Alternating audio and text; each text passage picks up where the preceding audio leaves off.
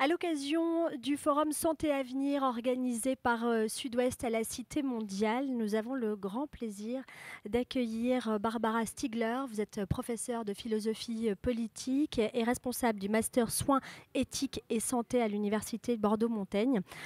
Vous avez été très remarquée l'an dernier lors de la parution de votre essai qui s'intitule « Il faut s'adapter » aux éditions Gallimard.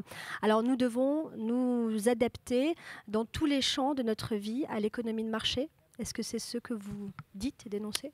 Oui, alors à l'économie de marché, en fait, c'est un peu plus compliqué parce que vous savez, il y a une économie et il y a un marché en Grèce antique, par exemple. Donc là, ça va beaucoup plus loin. C'est un modèle de société, c'est une vision de l'évolution, c'est une vision du sens de la vie, c'est une vision du sens de l'histoire qui nous dit qu'il faut nous adapter à en fait un environnement mondial dans lequel il y a une compétition mondiale à mort, en fait, hein, où il s'agit de sauver notre peau. Donc ça va au-delà de la question de l'économie ou du marché, puisque encore une fois, il y avait un marché à Athènes au 5e siècle avant Jésus-Christ. C'est quelque chose de beaucoup plus précis que ça. C'est-à-dire de plus anticiper?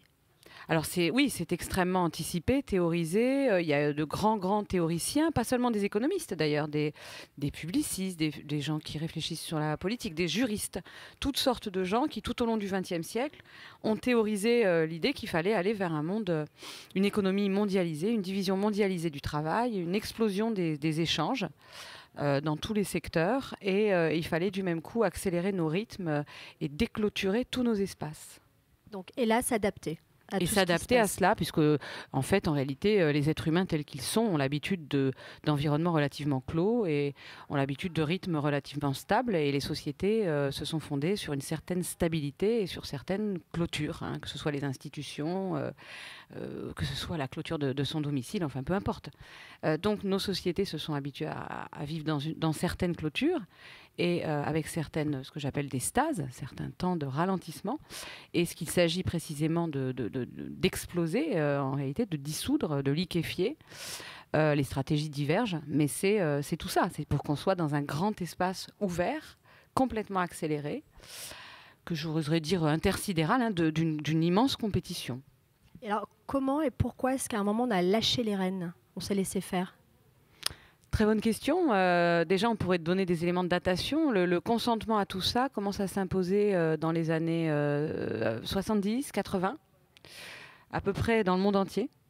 C'est le consentement à ce qu'on appelle le néolibéralisme. Parce qu'en fait, l'agenda en question, je ne l'ai pas dit, l'agenda d'une réadaptation de toutes les sociétés et de tous les individus à ce grand jeu de la compétition mondiale, réglé bien sûr par des règles justes, loyales, hein, et dictées par le droit. Donc il ne s'agit pas du tout de la loi de la jungle. Il s'agit de quelque chose d'organisé et de régulé. Mais donc tout ça s'est mis en place, effectivement, a pris le pouvoir, on va dire, dans les années 70-80 jusqu'à aujourd'hui. Hein, c'est ça qui domine en partie, parce qu'il doit partager sa domination avec d'autres modèles politiques, comme l'ultralibéralisme déchaîné, hein, qui, par exemple, le modèle de Donald Trump, hein, qui n'a rien à voir. Et puis, écoutez, pourquoi on s'est laissé faire? Eh bien, je pense qu'il y a plein de raisons. Une des raisons, c'est que la critique du capitalisme avait été portée par le socialisme révolutionnaire et que ce socialisme révolutionnaire est entré en crise. Une crise profonde, une crise grave dont il ne s'est probablement toujours pas remis. On ne sait pas en fait, hein, mais on peut le supposer. Et il a fallu évidemment, entre-temps, je dirais que l'agenda néolibéral, en fait, qui est révolutionnaire, hein, a remplacé, alors pas chez les mêmes gens évidemment, pas forcément chez les mêmes gens. Hein. Certains sont passés du trotskisme au néolibéralisme très rapidement, mais sinon, on peut dire que quelque part dans l'histoire, c'est ça qui s'est passé, quoi. Il y a eu un agenda révolutionnaire fort au 19e siècle, socialiste, qui a échoué, en tout cas à un moment. Et puis, il a été relayé par un nouvel agenda révolutionnaire, la révolution néolibérale, quoi. Et alors, la santé, puisque c'est le propos ici de ce forum, est attaquée de front, en fait, par le néolibéralisme. Oui. Emmanuel Macron, quand il présente son plan santé et dit que la santé est à bout de souffle, il nous prépare à quoi ? Alors écoutez, je ne vais pas entrer dans les arcanes de ses intentions, etc. Ça ne m'intéresse pas. Par contre, il incarne effectivement le pouvoir néolibéral et c'est pour cette raison que son gouvernement est aujourd'hui l'objet d'attaques systématiques des métiers de santé qui sont en lutte. Bon. Et alors, au fond, pourquoi le néolibéralisme s'en prend à la santé? Parce que le néolibéralisme considère que la santé, c'est très important.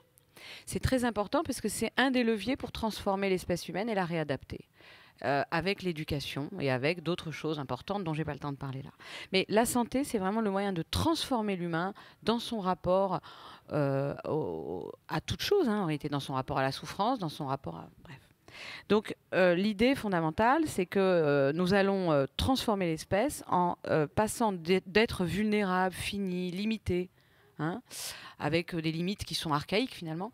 On va augmenter nos performances au maximum en entrant dans des logiques de prévention, d'optimisation maximale, d'optimisation de la balance bénéfice-risque, en modulant totalement nos comportements, en éliminant toute forme de négativité, toute forme de souffrance, toute forme de vulnérabilité, toutes ces choses qui en fait nous retardent, nous font prendre du retard.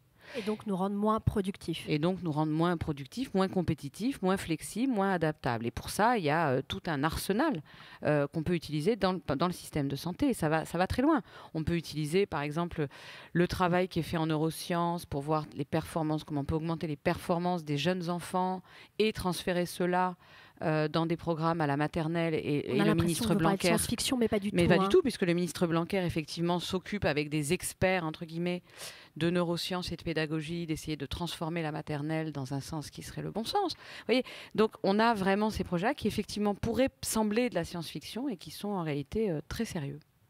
Merci beaucoup, Barbara Stigler. C'était malheureusement beaucoup trop court. Une bonne soirée à tous sur TV7. Merci.